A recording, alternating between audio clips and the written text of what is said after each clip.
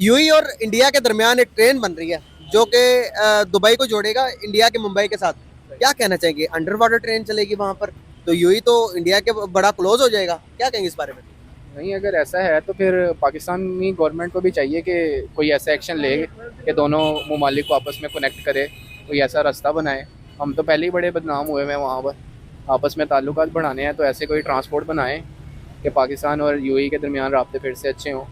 अगर इंडिया कर सकता है तो यार पाकिस्तान भी कर सकता है। तो तो ये म्यूचुअल अंडरस्टैंडिंग के थ्रू हुआ ना? क्या हमारे पास इतने पैसे हैं कि हम अंडर वाटर सी ट्रेन बना सके? यार आप वो ना भी करो, आप कोई दूसरा कर लो। अभी उसका अल्टरनेट कोई होगा, उससे स्टार्ट तो करो। खाली अगर इंडिया के पास, आप इंडिया को देखें, उनका जो टोटल जीडीपी है हमसे कितना बेहतर है। तो उसको हमारे साथ कंपेयर कहाँ किया जा सकता है? अगर वो अंडर वाटर वाला कर रहा है तो आप सिंपल कोई दूसरा तरीका भी कर सकते हो।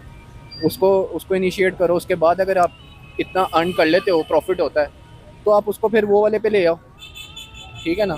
हम कहते हैं मुसलमान मुसलमान भाई भाई, तो यहाँ पर तो हम तो कहते हैं कि इंडिया के साथ तो उनकी बनेगी नहीं, वो हम तो मुसलमान है, यूएई की तो हमारे साथ बनती है। लेकिन हम देखते हैं कि यूएई के जितने भी रिलेशन बहुत अच्छे हैं वो इंडिया के साथ है, नरेंद्र मोदी के साथ। ऐसा क्यों है? यार ऐसी कोई बात नहीं है। आप सल्लल्लाहु अलैहि वसल्लम के दौर में भी आप सल्लल्लाहु अलैहि वसल्लम ने तजारत की है गैर मुस्लिम के साथ। तजारत में कोई मसला नहीं है। ये नहीं होता कि आप मुस्लिम हो तो आप मुस्लिम्स के साथ ही ट्रेड करो। नॉन मुस्लिम्स के साथ भी कर सकते हो अगर आपकी कंट्री को फ़ायदा हो रहा है। इंडिया में खाली हिंदू थोड़ी रह रहे हैं, पाकिस्तानी भी तो हैं। दूसरी दूसरी माइनॉरिटीज़ के तौर पर ही हैं, लेकिन है तो वो भी सही, उनको भी तो फ़ायदा होगा एट दी एंड। तो ये नहीं बात की जा सकती है कि उन गैर मुस्लिम मुस्लिम का ये लिंक नहीं बनता। ऐसा होता तो यार हम आगे ना हो रहे होते उनके साथ, पहले ही हमारा बन रहा होता, पहला हक तो फिर हमारा होता।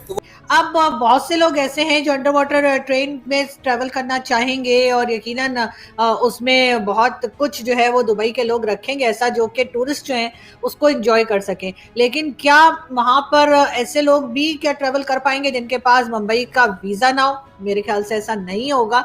या हो सकता है कि ऐसा हो भी जाए कि कोई इस तरह की चीज जो है वो निकाल ली जाए इंडियन गवर्नमेंट की तरफ से और दूसरा यूएई की तरफ से, जिसमें आप कुछ ऐसा कर सकें कि जो टूरिस्ट हैं वो जा सके मुंबई और चाहे मतलब एक ट्रेन से जाएं और दूसरी ट्रेन से वापस आ जाएं। लेकिन वो ट्रेन का जो सफर होगा अंडर वाटर ट्रेन का वो यकीनन लोग एंजॉय करना चाहेंगे। लेकिन जाहिर है पाकिस्तान के लोग जो हैं उनको थोड़ा सा मुझे लगता है कि इसमें प्रॉब्लम रहेगी और इसकी रीजन यही है कि जाहिर है कि मोदी जी ने कहाँ वीजा देना है। मोदी जी कहेंगे भाई सारी दुनिया आ जाए, नहीं आए तो पाकिस्तान ही ना आए। इसलिए कि पाकिस्तान वालों से तो आपको पता ही है ना, उनका वैसे ही 36 का आंकड़ा रहता है और कुछ ना कुछ नाराजगी चलती रहती है। वैसे अंडर वाटर सी ट्रेन बनेगा तो पूरे के पूरी दुनिया चाह रही है कि इंडिया के साथ किसी तरह जुड़ जाए।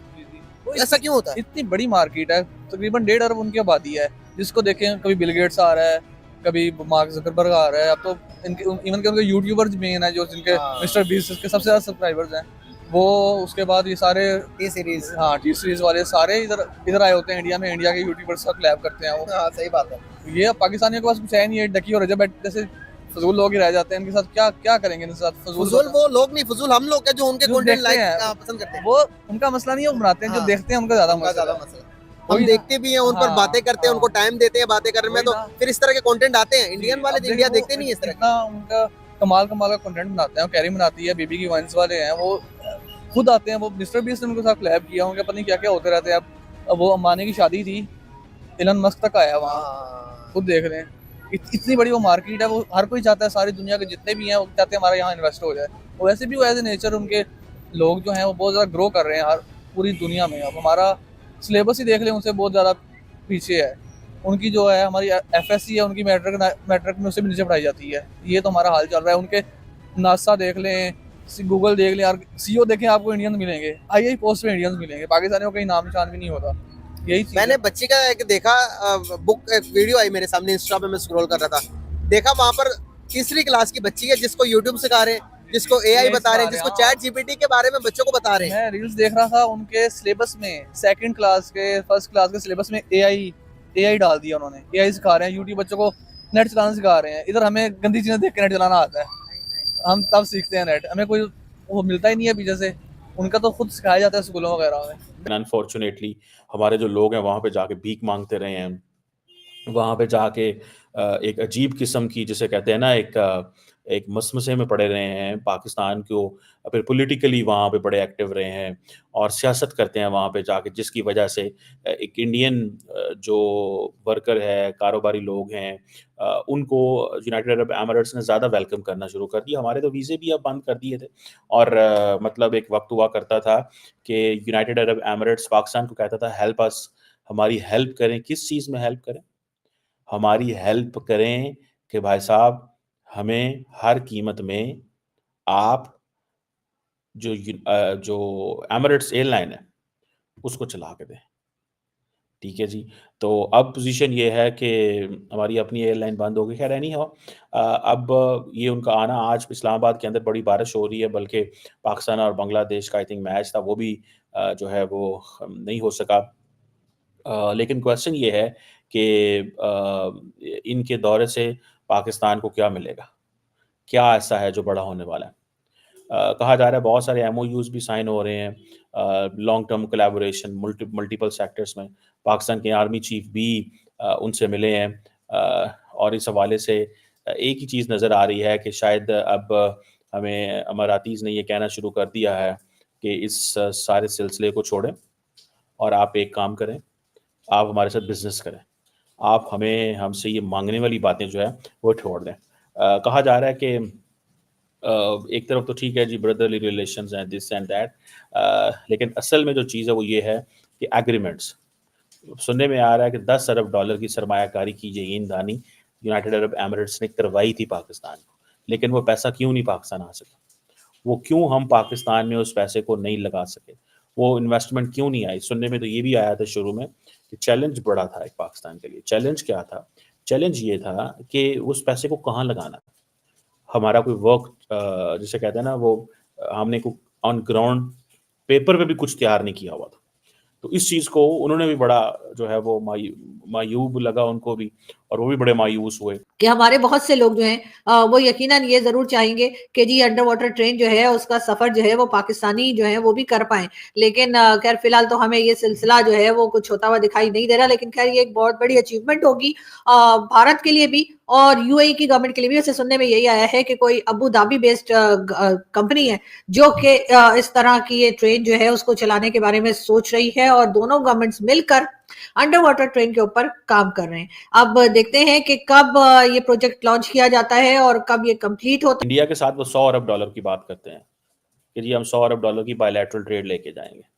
जब हमारी बारी आती है तो हम उतने जोगे ही नहीं हैं कि हम अपने जो ट्रेड है उसमें हम ये तो कहते हैं जी हमें अपनी रेमिटेंस बढ़ानी है।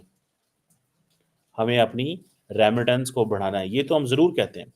लेकिन हम ये नहीं समझते, इस चीज़ को अहमियत नहीं देते कि ये जो रेमिटेंसेस हैं ये आप समझ लें कि इससे मुराद ये नहीं है कि ये कोई बहुत बड़ी चीज़ है। रेमिटेंस ठीक है, आ रही है 3.58 बिलियन डॉलर पाकिस्तान के अंदर यूएई से जो रेमिटेंस है वो आ रही है। सऊदी अरब से कुछ 4.5 अरब डॉलर आ रही है, यहाँ से 3.5 अरब डॉलर आ रही है।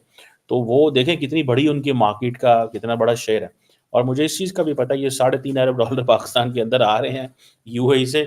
इससे बहुत बड़ी तादाद में पाकिस्तान से पैसा निकल के यूएई चला जाता है, क्योंकि लोग वहाँ पे जाके पैसे लगाते हैं, वहाँ पे जाके चीज़ें करते हैं। सो एक तो ये चीज़ हो गया।